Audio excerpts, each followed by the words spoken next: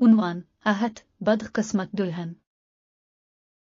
एक पुराना कस्बा जिसका नाम जलालपुर था अपने कदीम महल और पुरस्कार कहानियों के लिए मशहूर था। इस कस्बे में एक पुराना महल था जो बरसों से खाली पड़ा था। ये महल एक बदकिस्मत दुल्हन जीनत की अलमनाक कहानी के साथ मंसूब था। कहा जाता था कि जीनत की रूह इस महल में कैद है और हर रात वहां से आहट की आवाजें सुनाई देती थीं। एक दिन एक नौजवान जोड़ा फवाद और आयशा जलालपुर में आया। वो महल के बारे में सुनकर बहुत मुतजस्सिस हुए और फैसला किया कि वो वहां रहाइश इख्तियार करेंगे। कस्बे के लोगों ने उन्हें महल के बारे में बहुत सी कहानियां सुनाई, लेकिन फवाद और आयशा ने उन कहानियों पर ज्यादा ध्यान नहीं दिया। उन्होंने महल का मुआयना किया और इसे खरीदने का फैसला किया।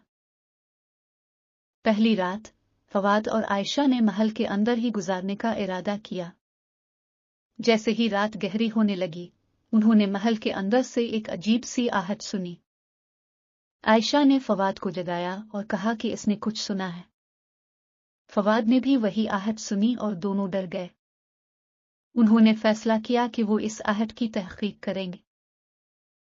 अगली सुबह फवाद और आयशा ने महल की मुख्तलिफ कमरों की तलाशी ली।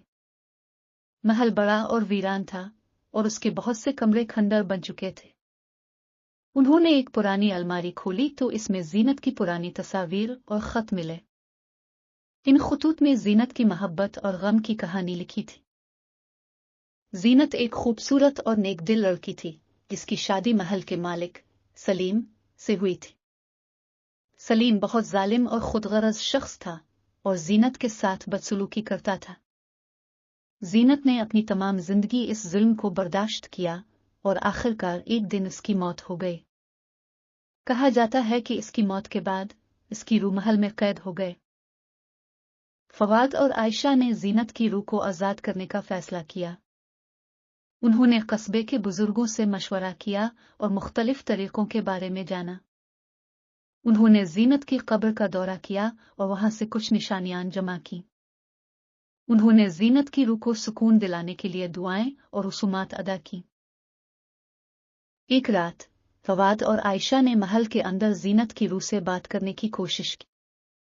उन्होंने कुछ दुआएं पढ़ें और जीनत की रूह को बुलाने की कोशिश की।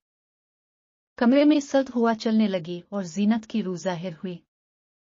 जीनत ने कहा कि इसकी रूह तब तक कैद रहेगी जब तक इसके शौहर सलीम की मुआफी ना मिल जाए।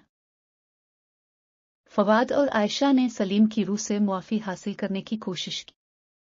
उन्होंने कस्बे के बुजुर्गों से सलीम के बारे में मजीद जानने की कोशिश की। एक दिन उन्होंने सलीम की कब्र का दौरा किया और वहां से कुछ निशानियां जमा की। उन्होंने सलीम की रूह को बुलाने की कोशिश की और इससे मुआफी तलब की। एक रात फवाद और आयशा ने महल के अंदर दोबारा जीनत की रूह को बुलाया। उन्होंने सलीम की रूह से मुआफी तलब की और जीनत की रूह को सुकून दिलाने की कोशिश की। जीनत की रूह ने कहा कि इसकी रूह अब आजाद हो चुकी है और उसने फवाद और आयशा का शुक्रिया अदा किया। महल में अब कोई आहट सुनाई नहीं देती थी और कस्बे वाले खुश हो गए। कस्बे वालों ने फवाद और आयशा की बहादुरी की तारीफ की और कहा कि उन्होंने एक मुश्किल काम को पूरा किया है। फवाद और आयशा ने कहा कि यह सब अल्लाह की मदद से मुमकिन हुआ है और वो बहुत खुश हैं कि उन्होंने एक रूह को सुकून दिलाया। महल अब दोबारा खुशियों और मोहब्बत का मरकज बन गया। ये कहानी हमें ये सबक देती है कि हमें अपने खौफ का सामना करना चाहिए और दूसरों की मदद करनी चाहिए, चाहे वो जिंदा हों या मर चुके हों। फवाद और आयशा की बहादुरी और मोहब्बत ने उन्हें एक मुश्किल काम को पूरा करने में मदद दी। हमें भी अपनी जिंदगी में मुश्किलात का सामना करना चाहिए और दूसरों की मदद करनी चाहिए।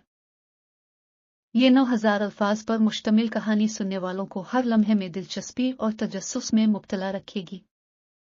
इसका मकसद सुनने वालों को ये समझाना है कि जिंदगी में मुश्किलात का सामना करना और दूसरों की मदद करना ही असल कामयाबी है।